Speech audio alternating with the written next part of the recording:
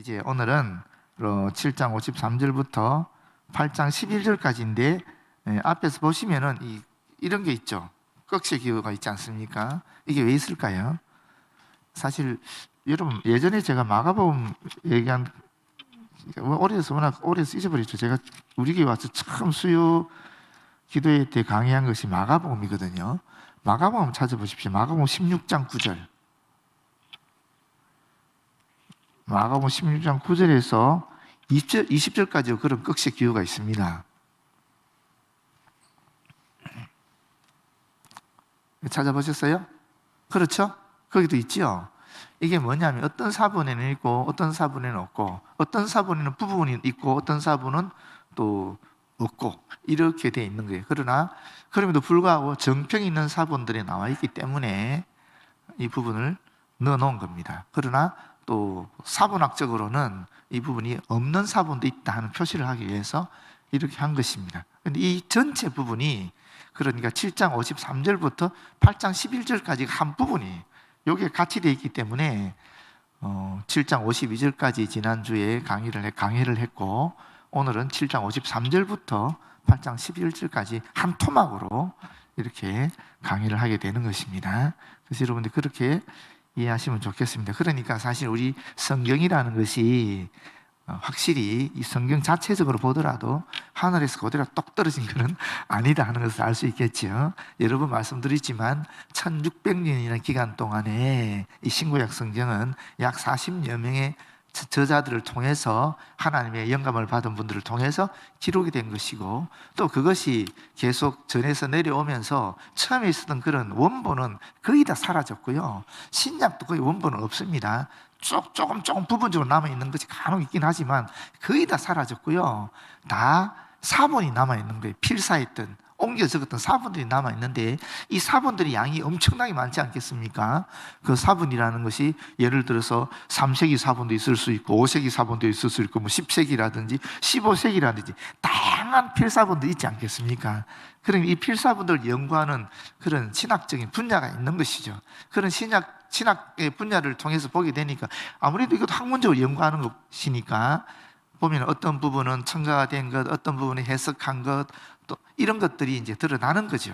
그래서 이런 부분들을 빼내고 이게 진짜 말씀이다라고 하는 그런 연구가 있는 것이죠. 그런 연구들에 의하면은 이 부분이 어떤 사본에는 정평이 있는 권위 있는 사본에도 있기도 하지만 또 그 고대 사본에는 없는 경우도 있고 뭐 어떤 부분만 있고 어떤 부분은 또 없고 하니까 이 부분을 아예 꺽쇠로 이렇게 처리해서 우리 성도들이 읽을 때 이 부분이 이런 것이다 하는 것을 알아차리게 한 거죠. 평신도는 물론 몰라도 되지만 그러나 이런 부분이 있다는 것 자체가 우리가 하나님의 말씀을 받아들일 때 하나님께서는 인간의 어떤 인간을 기계적으로 그렇게 사용하신 것이 아니라 하나님께서 인간과 함께 동력해서 주님의 일을 해나가신다는 것을 우리가 다시 한번 확인할 수 있는 거죠. 그것은 무슨 말이냐면 하나님께서 우리를 그만큼 소중하게 귀하게 여긴다는 것입니다. 절대로 자신의 완전한 종이라든지 무슨 인조인간같이 그렇게 프로그램 해놓고 그대로 돌아가게 그렇게 만든 분이 아니라는 거예요. 하나님은 철저하게 우리를 같은 존재로 대화할 수 있는 존재로 그렇게 만드셨다는 것이 굉장한 은총이죠. 그런 흔적을 우리는 여기서 발견하게 되는 것입니다. 그래서 오히려 이 꺽쇠를 통해서 우리가 뭐 시험에 들 것이 아니라 오히려 우리가 주님 앞에 감사를 드려야 되는 거죠. 우리를 이만큼 존중해 주시고 우리를 이만큼 사랑해 주시고 우리를 이런 존재로 만드셨구나 하면서 오히려 감사와 찬양을 드려야 되는 거죠. 자, 그러면서 보겠습니다. 사실 우리 이 공관복음서하고 요한복음서에 있어서 어떤 논쟁을 할 때 기록의 차이가 있어요. 공관복음서 같은 경우는 이 논쟁을 직접적이고 단편적으로 그렇게 합니다. 뭐 금식 논쟁이든 안식일 문제든 이런 논쟁이 국한되는 그런 성격을 공관복음서 가지고 있다 그러면은 요한복음은 좀 본질적인 예수님의 신분에 대한 본질적인 그런 문제를 많이 다룬다라고 볼 수 있습니다. 요한복음이 가장 강조하는 게 뭡니까? 예수님의 신성이거든요. 예수님은 하나님과 같은 분이 아예 처음부터 나버리거든요. 공관복음서 보게 되면 예수님께서 그 메시아닉 시크릿이라고 해서 신학적으로 이 예수님이 자기의 그리스도이심을 숨기는 장면들이 많이 나와요. 공관복음서에는. 그런데 요한복음 아예 처음부터 태초에 하나님의 말씀이 계시다 이러면서 아예 처음부터 예수님은 하나님의 아들로 그냥 드러나 버리거든요. 그래서 이렇게 저자에 따라서 예수님을 바라보는 시각이, 입장이 다르다. 또 이 저자가 속해 있는 당시 상황, 그 공동체의 상황이 그럴 수도 있는 거죠. 목회하는 상황이 그럴 수도 있는 거죠. 그래서 다양한 예수님에 대한 기록들이 나타나 있는 것입니다. 그렇게 보시면 참 좋겠어요. 서로 연결되죠, 그죠? 이 꺽쇠가 있는 것하고 이런 부분이 연결이 되는 거지요. 하나님께서 사람을 그냥 기계적으로 사용하지 않으시고 당신의 동력자, 파트너로 사용하신다 하는 것을 알 수 있는 겁니다. 그래서 성령을 받더라도, 아무리 충만히 받더라도 그 인간이 갖고 있는 어떤 그런 이성적인 것, 감성적인 것, 의지적인 것, 그 인간이 가진 하나님 원래 주신 그 달란트를 활용하시지 그걸 완전히 무시해버리시고 인간 자체의 존재를 무시하시고 그렇게 인종같이 로봇같이 그렇게 사용하지 않는다 하는 것을 우리가 다시 한번 확인하면 좋겠습니다. 근데 이제 7장 53절은 뭡니까? 사내들인 공회 회원들은 다 집으로 갔어요. 반면에 예수님은 어디로 가시죠? 기도하러 산으로 가시는 거예요. 그게 바로 1절에 나오죠. 그죠? 예수는 감람산으로 가시니라. 기도하러 가셨다라는 거죠. 누가복음 22장 39절에 보게 되면 예수님이 습관을 쫓아 그렇게 하십니다. 사실 말년에 예수님의 삶을 보면 밤에는 감람산에서 기도하시고 낮에는 성전에서 가르치시고 이걸 계속 반복하시거든요. 여기 보게 되면 집으로 간 세속적인 사내들인 배우들하고 기도하러 산으로 간 정결한 예수님과 딱 대조가 되는 모습을 보여주고 있죠. 감람산은 올리브 나무들이 있는 산을 말하는 겁니다. 아침에, 이 아침이란 말은 아침 일찍 또는 새벽에 하는 말로 바꿀 수 있는 단어입니다. 다시 성전에서 성전으로 들어오시니, 다시 말하면 간밤에 감람산에 기도하러 가신 예수님께서 날이 밝자마자 성전으로 들어오셨다 하는 말씀을 하시는 것입니다. 그때 백성들이 다 나옵니다. 계속해서 오고 있는 모습을 이야기하고 있는데 이 백성들은 누구냐면 전날 예수님을 지지했던 사람들이 있을 것이고 또 이 베들레헴에서 태어나지 않았다, 갈릴리에서 어떻게 그 선지자가 나겠느냐 이렇게 예수님을 반대했던 그런 사람들도 함께 있는 거죠. 그런데 이런 사람들을 가르치기 시작했다는 것입니다. 근데 이 가르친다는 이 단어가 참 재미있네요. 저도 이번에 처음 알았는데 이 헬라어로는 굉장히 많이 알려져 있는 단어입니다. 디다스코라는 단어인데 이게 히브리에서 왔는데 이 히브리 단어가 묘하네요. 이 라마드라는 단어인데 이 단어는 가르친다, 배운다라는 뜻이 같이 포함되어 있는 단어래요. 이 단어 자체가 어떤 데는 이 단어가 가르친다라는 단어로 표현되지만 어떤 데는 또 배운다라는 단어로 포함되어 있는 그 번역이 되는, 그러니까 쉽게 말하면 히브리어 단어에 가르친다와 배운다라는 말은 같이 포함되어 있다라는 거예요. 왜 그러냐 하니까 이 모든 배움이라는 것이 궁극적으로는 이 하나님의 뜻을 가르치는 것을 배우는 것을 전제하기 때문에 그렇다라고 얘기해요. 히브리 사람들은 그렇다라는 겁니다. 그래서 이 가르친다는 거, 배운다라는 것이 같이 포함되어 있는 단어를 사용하겠다라는 것입니다. 그러니까 우리도 마찬가지죠. 사실 가르치는 게 배우는 거, 배우는 게 가르치는 거 아니겠습니까? 가르치면서 확실히 더 또렷하게 깨닫게 되는 것이고 또 배우게 되면 또 가르치는 게 더 수월해지는 것이고 그런 것이죠. 근데 이게 3절에 또 재밌는 단어가 있습니다. 그게 뭐냐면 서기관이란 말이에요. 요한복음 전체에서 이 서기관 여기만 나온다고 얘기하는데 제가 찾아보진 않았지만 주석에 그렇게 나와 있더라고요. 이 서기관과 바리새인들이라고 얘기하고 있잖아요. 근데 여러분, 당시 율법 연구에 몰두했고 회당에서 지도적인 역할을 차지했던 사람들이 서기관들이거든요. 그런데 이 서기관들은 주로 어디 속해 있었냐면 바리새파에 속해 있었어요. 그렇다면 똑같죠. 굳이 바리새파 사람들만 하면 되는데 서기관을 굳이 앞에 내세운 이유는 뭐겠어요? 앞으로 논쟁이, 율법에 관한 논쟁이 되겠다 하는 것을 우리에게 미리 알려주고 이 율법을 전문적으로 공부한 사람들이, 율법을 전문적으로 가르치는 사람들이 이제 예수님의 논쟁에 참여하게 된다는 것을 이야기하고 있는 것입니다. 한번 생각해 보십시오. 그렇지 않습니까? 사실 예수님을 잡으려고 했는데 잡으러 갔던 사람들조차도 감동해서 은혜 받고 와버렸잖아요. 그렇지 않습니까? 그리고 또 무리들과 이렇게 논쟁을 할 때도 일반 바리새인들이 가서 논쟁을 하니까 상대가 안 되는 거예요. 그러다 보니까 진짜 율법에 박학다식하고 율법을 전문적으로 배웠고 가르치는 그런 서기관 그룹을 중심으로 한 바리새인들이 이제 예수님께 나와서 논쟁하기 시작했다라는 겁니다. 그 논쟁의 첫 번째가 뭐라고요? 이 가늠한 여인에 대한 이야기라는 것입니다. 그래서 보십시오. 거기 보시게 되면 음행 중에 잡힌 여자를 끌고 와서 라고 얘기하고 있지 않습니까? 이 음행이라는 것은 뭐 아시잖아요. 다른 남자의 아내라든지 뭐 약혼자와의 어떤 성적인 결합을 얘기하는 건데, 여기 남편이 있거나 적어도 약혼자가 있는 여자를 끌고 왔다라는 겁니다. 그러면서 말합니다. 선생이여. 이 선생이라는 말도 이게 어떤 의미가 내포되어 있는 단어입니다. 그 당시 선생들은 질문을 하면 반드시 답을 해야 되는 존재예요. 그리고 질문을 회피하면 매우 큰 수치로 여겼던 시대의 분위기가 있었어요. 선생한테 질문했는데 질문을 답하지 않거나 회피해버리면 그 선생 자격이 없다라고 보는 그런 분위기가 그 당시에 있었다라는 겁니다. 그러니까 꼬투리를 잡기 위해서 절대 이 질문에서 회피하지 않기 위해서 선생이여라고 이렇게 처음에 호칭을 썼다라는 겁니다. 이 여자가 간음하다가 현장에서 잡혔나이다. 이 무슨 말이겠어요? 현장에서 잡혔다. 이 말은 이 여자의 죄는 너무나 명백해서 변명할 필요도 없다 하는 것입니다. 그러면서 모세는 율법이 이러한 여자를 돌로 치라 명하였거니와 그것에 대하여 선생은 어떻게 말하겠나이까? 실제로 레위기 20장 10절에 보게 되면 이런 말씀이 있거든요. 누구든지 남의 아내와 간음하는 자, 곧 그의 이웃의 아내와 간음하는 자는 그 간부와 은부를 반드시 죽일지니라, 이렇게 말하고 있는데 그 율법을 근거로 해서 지금 질문하고 있는 겁니다.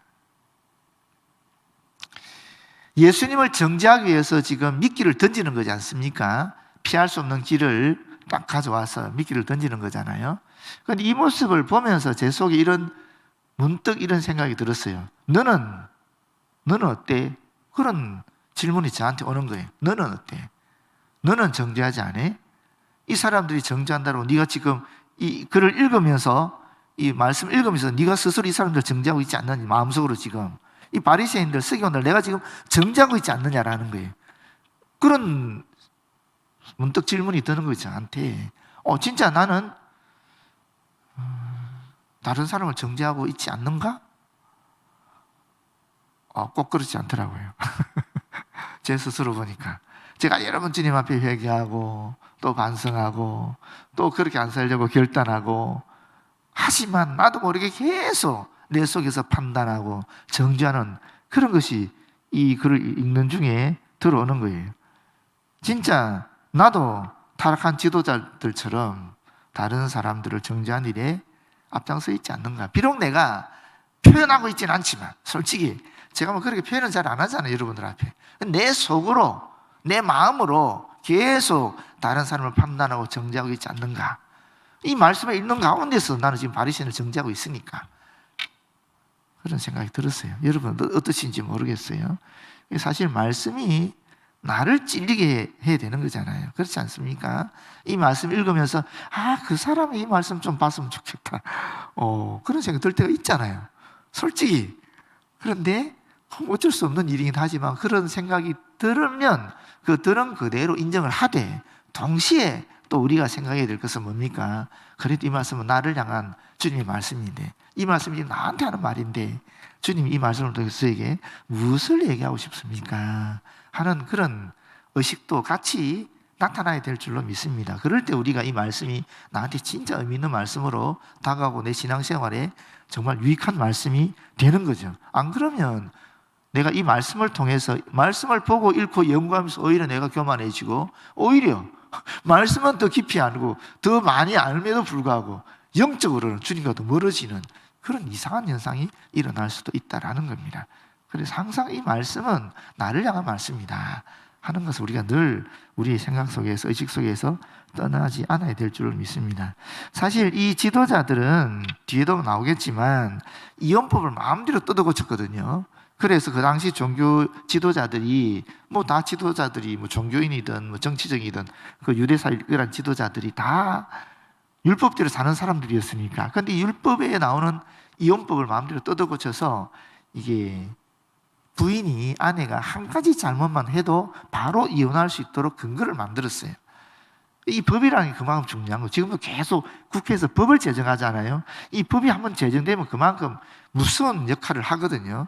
그렇기 때문에 이 법이 중요한데 이 사람들이 그때 그 당시 그랬습니다. 이혼법을 마음대로 뜯어고쳤어요.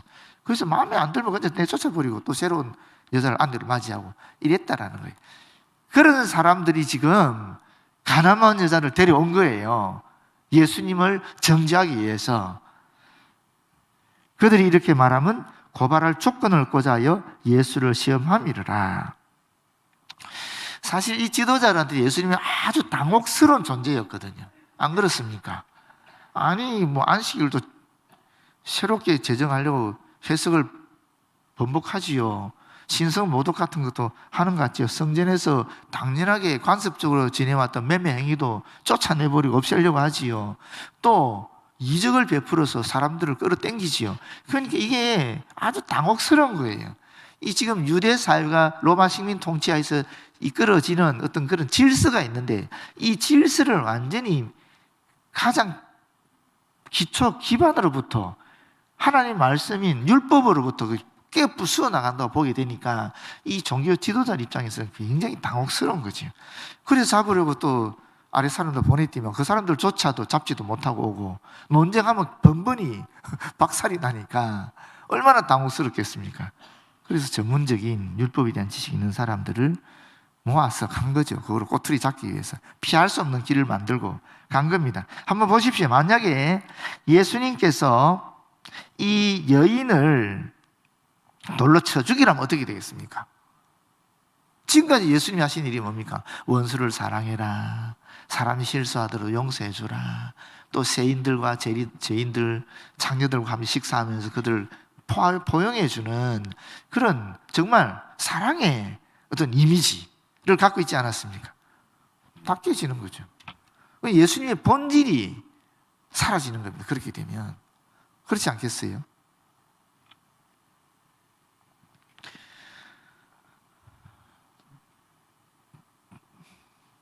이런 것도 있을 수 있어요. 만약에 또 돌로 치라 그러면 정치적으로 어떻게 되겠습니까? 종교적으로는 그런 현상이 일어난다지만 정치적으로는 어떻게 되겠어요? 정치적으로는 살인 모사죄를 받게 되는 거죠. 왜냐하면 사람을 죽이는 권한은 유대인들에게 없었어요. 그 권한은 로마 총독, 로마에 있었거든요. 근데 지금 예수님이 돌로 쳐 죽이라 그러면은 이 법을 어기는 거예요. 로마 법을 어기는 거예요. 그러니까 살인죄, 살인교사죄가 되어버리는 거예요. 정치범으로 또 잡혀갈 수밖에 없는 상황이 발생하는 거죠. 그런데 만약에 두 번째로 돌로 치지 마라 그러면 어떻게 됩니까? 그거는 또 신성모독이죠. 하나님이 주신 율법을 파괴하는 율법 파괴자가 되는 거잖아요. 그러니까 사실 이러지도 못하고 저러지도 못하게 그렇게 올무를 던진 거예요. 그런데 예수께서는 우리가 답을 다 아시니까 마땅히 율법에 따라 가늠한 여인을 처벌해야 된다. 그런데 어떻게 하라는 거예요? 율법의 기준으로 볼 때 스스로 죄가 없다고 의롭다고 자부할 수 있는 사람만이 그러한 일을 행할 수 있다 하는 말씀을 해버린 거예요. 그래서 피하게 된 거죠. 오히려 이 올무를 던졌던 사람들이 올무에 빠지게 만든 거예요. 진퇴양난, 이러지도 저러지 못하게 만들어버린 거니까. 이건 참 이런 게 어떻게 되겠어요, 사실. 그런데 우리도 어쩌면 할 수 있겠다 싶은 것이 요 뒤에 나와요. 예수님이니까 그렇게 하셨지 라고 그렇게 넘기지 말고 이 말씀을 자세히 보면 우리도 그런 상황에 놓이게 되면 우리도 예수님처럼 그런 지혜를 얻을 수 있지 않을까 하는 그런 가능성을 보게 되는 게 있어요. 그게 뭐냐면 예수께서 몸을 굽히사 손가락으로 땅에 쓰시니, 이거는 쓰시거나 그림을 그리는 것을 말하는 거거든요. 그 단순히 글씨를 썼다는 것이 아니라 글씨를 썼는지 그림을 그렸는지 몰라요. 또 무슨 내용을 썼는지도 몰라요. 그러나 중요한 것은 뭐냐면 지금 이 분위기를 머릿속에 떠올려 보십시오. 얼마나 지금 막 흥분되고 막 그렇지 않습니까? 급하고 그런 상황이잖아요. 그런데 예수님이 갑자기 몸을 굽히시고 땅에 뭐 쓰기 시작해요. 그림을 그리기 시작해요. 그럼 막 이렇게 고조됐던 분위기가 어떻게 되겠습니까? 흥분들이 이렇게 가라앉지 않겠습니까? 제가 국민학교 때 제가 나이가 있다는 거죠. 국민학교를 얘기하는 것은 오늘 회의 시간에 누구랑 우리 교육자 시간에 얘기하니까 우리 신중건 목사님이 들어갈 때는 국민학생이었대요. 나올 때는 초등학생이었대요. 그러니까 지금 그런 세대 차이가 나더라고요. 보니까 우리는 완전히 국민학생 세대인데, 근데 제가 국민학교 때 한번 말씀드린 기억이 납니다만은 우리 밀양 읍내에 있는 웅변대회를 학교에서 뽑혀서 갔어요. 제가 웅변 대회에 참여했다는 것이 아니라 그 참가인으로 참석했다라는 거예요. 근데 이 웅변대회를 한 20명이 하니까 우리가 국민학생들이었는데 그걸 5번씩만 한다 그러고 보십시오. 20명이면 100분이잖아요.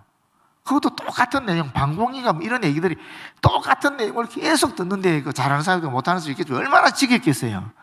그러니까 한 15명쯤 되니까 이제 막 우리 앉아있는 아이들까지 이제 얘기하기 시작하는 거예요. 자기 우리끼리 막. 그게 수근수근하잖아요. 이게 웅변할 분위기 아닌 거예요. 그런데 그때 우리 학교에서 오신 우리 한혜 선배인데 여자분이셨어요. 제가 5학년 때 그분이 6학년이었는데 깜짝 놀랐어요. 딱 웅변대 올라갔는데 시끌시끌하니까 가만히 있는 거예요.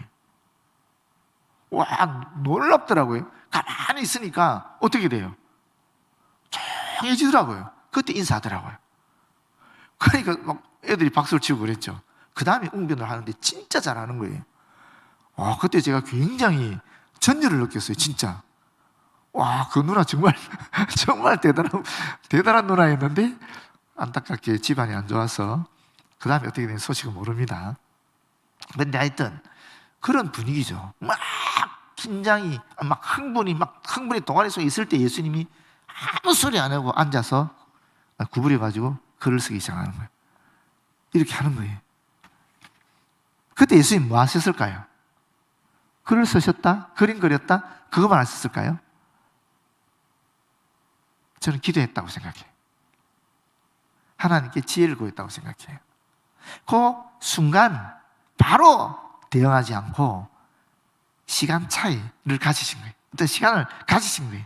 하나님께 기도하시면서 저는 하나님께 지혜를 구했다라고 여겨집니다. 우리도 할 수 있다는 거예요. 우리도 이런 상황에 올릴 수 있거든요. 그럴 때 예수님도 그렇게 하셨으니까 우리도 주님 앞에 지혜를 구하면서 약간의 시간을 가질 필요가 있다 하는 것을 깨닫게 되는 거죠.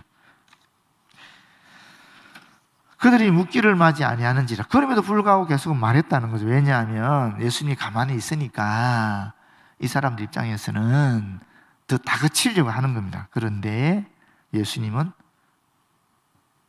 기도하시고 준비하신 다음에 하나님 주신 지혜를 얻고 그 다음에 하시는 말씀이 있어요. 그 다음에 뭐라 그랬습니까? 너희 중에 죄 없는 자가 먼저 돌로 치라. 이 죄라는 것은 그냥 단순히 때렸다 이런 실제로 드러나는 죄뿐 아니고 마음에 품은 죄까지도 다 포함하는 겁니다. 마음에 품은 욕망까지도. 그러니까 이거는 완전 무결한 의인을 얘기하는 겁니다. 완전 무결한 의인. 마음속에서도 죄를 짓지 않는 욕망조차도 사라진 그런 의인을 말하는 거예요. 그런 사람이 돌로 치라는 거예요.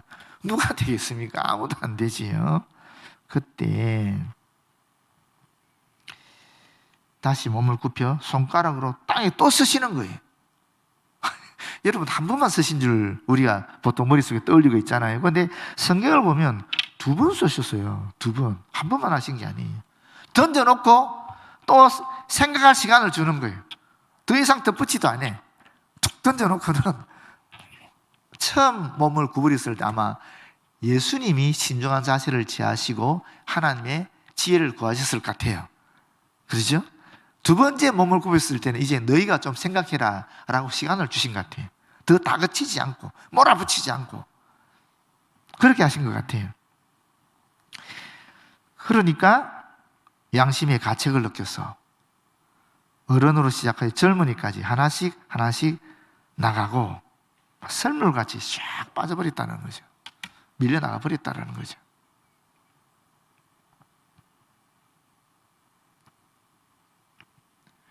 근데 양심이라는 말이 나오잖아요.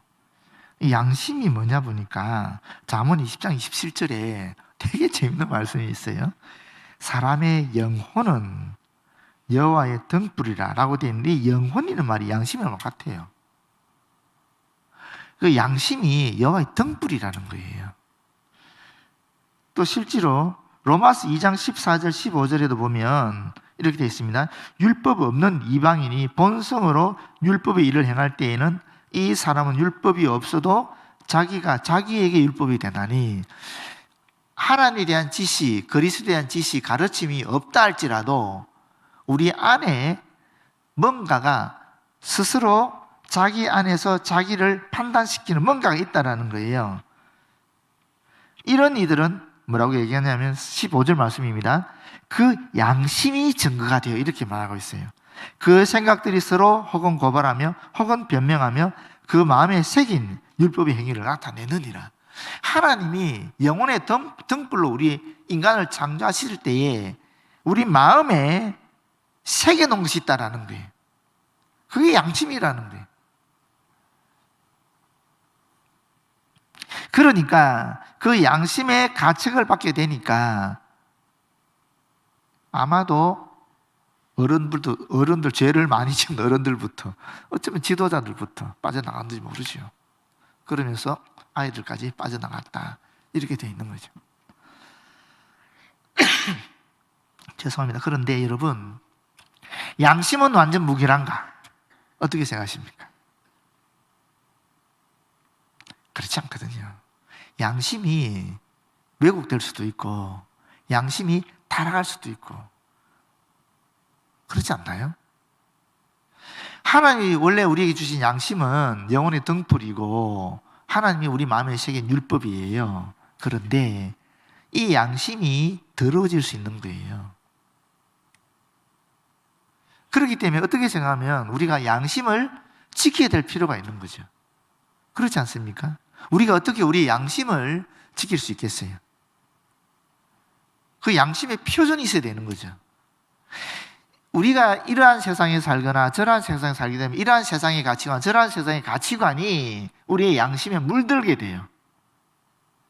그래서 사실 도둑질 한 번 하고 두 번 하고 세 번 하고 일상이 돼버리게 되면 도둑질 한 번 한 거에 대해서 전혀 양심의 가치를 느끼지 않거든요. 일상이 돼버리니까 완전히 양심이 타락해버린 거죠. 물들어버린 거죠. 그렇지 않습니까? 상황 속에 매몰되어서. 그렇기 때문에 우리가 양심에 대해서도 지켜야 될 필요가 있는데 이 양심을 지킬 때 어떻게 되는가? 이 표준이 있어야 된다는 거예요. 그 표준이 세상에 대해서는 안 되지 않겠습니까? 또는 성인의 가르침이 되어서도 안 되지 않겠습니까? 우리 양심의 표준은 누구겠어요? 예수 그리스도가 되어야 되는 거죠. 확장시키면 하나님 말씀인 성경이 되어야 되는 거겠죠. 근데 성경도 너무 복잡하고 어려우니까 그렇다면 예수 그리스도가 내 마음의 양심의 표준이 되어야 되죠. 그게 기준이 되어야 되는 거예요. 예수님이라면 어떻게 하셨을까? 그게 되어야 되는 거죠. 두 번째는 뭡니까? 우리 양심을 성장시켜야 될 필요도 있는 거죠. 그렇지 않습니까? 어린아이의 양심하고 어른의 양심이 같을 수 있겠어요? 어린아이 때의 양심이 있고 성장된 어른의 양심이 또 있지 않겠습니까? 이게 어린아이 때 양심 그대로 가면 어떻게 되겠습니까? 그것도 문제죠. 성장해야지 양심이. 어떻게 성장해야 되겠어요? 하나님의 말씀으로 성장이 돼야 되는 거죠. 그럼에도 불구하고 또 양심이 세상으로부터 물들 때가 있었잖아요. 또는 내 의지와 상관이 없이 내가 의지적으로 하든 의지와 상관없이 하든 사실 우리는 실수할 수밖에 없는 존재들이니까 그럴 때 어떻게 해야 되는가? 어떻게 내가 양심을 지켜야 되는가? 처음에 도둑질하게 되면 양심의 가책을 느끼지만 그러나 이것을 무시하고 넘어가게 되면 또 하게 되니까 그러면 또 묻어지게 되고 또 넘기면 또 하게 되고 또 묻어지고 하면서 점점 양심은 타락하게 돼 있는데 처음 도둑질 했었을 때에 그때 내가 사실은 어떻게 됩니까? 양심이 나를 찌를 거 아니에요. 그럼 그 반응을 해야죠. 그 반응이 뭐예요? 회개죠. 그렇지 않습니까? 회개하는 거죠. 회개를 함으로 말미암아 내 양심은 계속 깨끗한 상태로 유지되어 나갈 수 있는 겁니다. 그런데 우리가 성령께서 우리 마음에 계시고 우리 그리스도를 영접하면서 우리 마음에 이미 성령이 거주하고 계시니까 그 성령께서 거주하시니까 우리의 양심에 계속적으로 공급하는 게 있을 거란 말이에요. 그럼 우리가 주님께서 원하시는 뜻에 벗어나게 될 때 성령께서 양심을 자극해서 우리가 가책을 받게 하시는 거거든요. 그러면 그 찔림이 올 때에 그때 내가 반응을 해야 되는 거잖아요. 그 가책에 따라서 반응을 해야 되는데 그걸 내가 무시하게 되면 내 양심은 깨끗한 상태를 유지하지 못하게 되는 거죠. 물들게 되는 거죠, 세상에. 그렇기 때문에 우리가 양심을 사실을 깨끗하게 유지하기 위해서 우리가 일상에서 하나님의 말씀으로 나를 비추면서 회개해야 될 뿐만 아니라 하나님의 말씀으로 내 양심을 계속적으로 성장시켜야 되고 언제나 우리가 예수 그리스도를 이 양심의 표준으로 삼아야 된다 하는 말씀을 오늘 드리는 겁니다. 그래도 이 사람들은 계속 어쨌거나 하나님의 말씀을 계속 들으면서 율법대로 살려고 하는 사람들이다 보니까 양심이 살아있는 거죠. 그런데 요새는 정말 양심 없는 사람들 많지 않습니까? 진짜 내로남불이라는 말이 그냥 나오는 너무나 많은 분들이 있잖아요. 또 여러분 이런 얘기하면 또 누군가를 머릿속에 떠올리겠지만 제일 먼저 누굴 떠올려야 되죠? 내 자신을 떠올려야 되는 거죠. 내가 나로남불의 전령이다 하는 걸 먼저 떠올리시고 내가 주님 앞에 내 양심을 고백하는 그런 시간이 되어야 된다라고 여기십니다. 그리고 나서 상대방을 정죄하려고 하면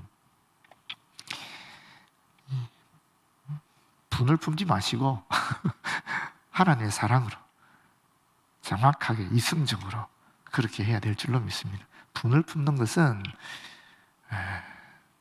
99%는 사탄이 주는 거예요. 하나님 주시는 거룩한 분노가 있는데 그거는 거의 없고요.